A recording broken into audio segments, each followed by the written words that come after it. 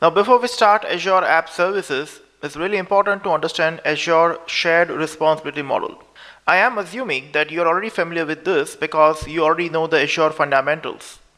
But still, as you consider public cloud services, it's critical to understand the shared responsibility model and which security tasks are handled by the cloud provider and which tasks are going to be handled by you. The workload responsibilities vary depending on whether the workload is hosted on software as a service, platform as a service, infrastructure as a service, or in an on-premise data center. For all the cloud deployment types, you have to be very focused on which kind of responsibility model you are following. Because based on that, you will have a different level of controls on resources which are hosted on Azure Cloud.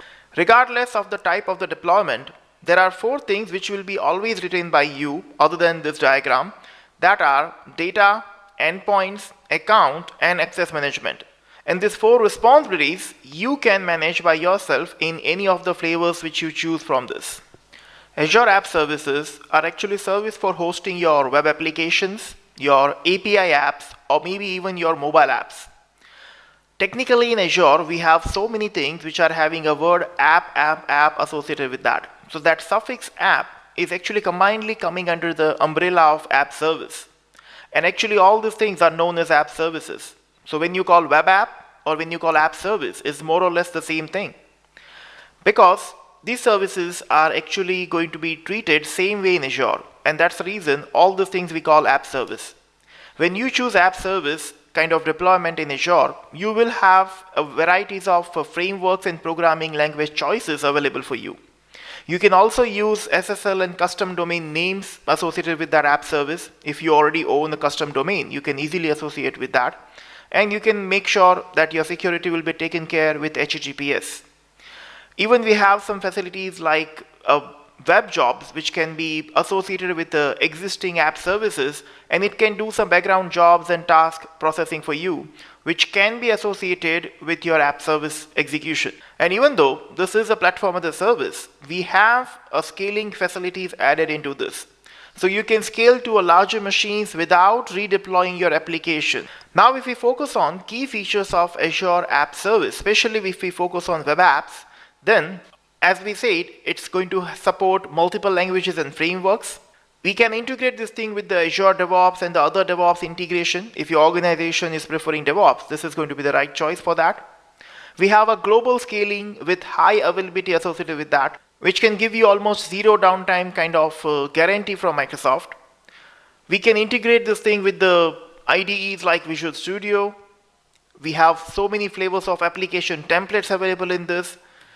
We have API and mobile features integrated with that, and that's the reason we have APIs, mobile app kind of things also with that. Not only that, we have even something in Azure called function apps, which are nothing but a serverless code integrated with your app services.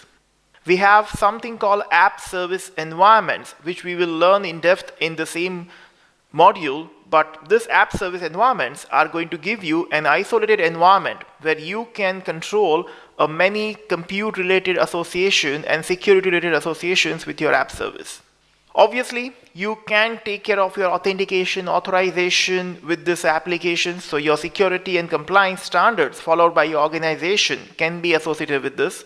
As I mentioned, custom domains, TLS, SSL integrations are also there.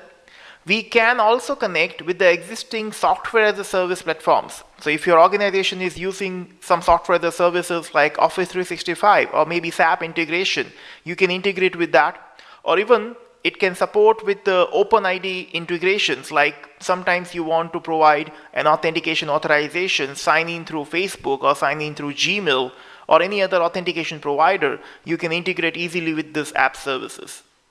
Not only that, it also allows you to deploy all these things as a platform as a service, which simply means that this Azure App Services are going to be deployed in a separate self-hosted environment kind of thing, and this environment will be totally managed by Azure. We have a specific name for that, which we call Azure App Service Plan. We will see this plan also right now, but yes, this is going to be, you can imagine like one app service plan is the hosting environment in which your app service is deployed.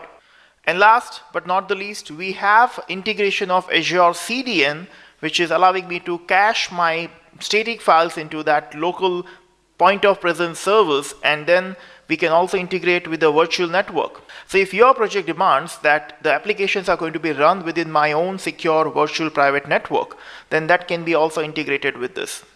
These are some of those key features which makes this app service more reusable, but you will know about this thing better when we actually use this thing in the demos of this course.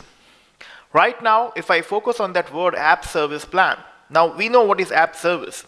And when you want to host the app service on Azure, the hosting environment is known as app service plan. So technically, this is nothing but that hosting environment kind of server. But because this is a platform as a service, you are not able to manage this server by yourself. They will allow you to choose a platform. They will allow you to even customize some kind of an operating system level choices in that. So you can choose whether you want a Linux-based app service plan or Windows-based. But once you choose that thing, the operating system will be managed by Azure, not by you.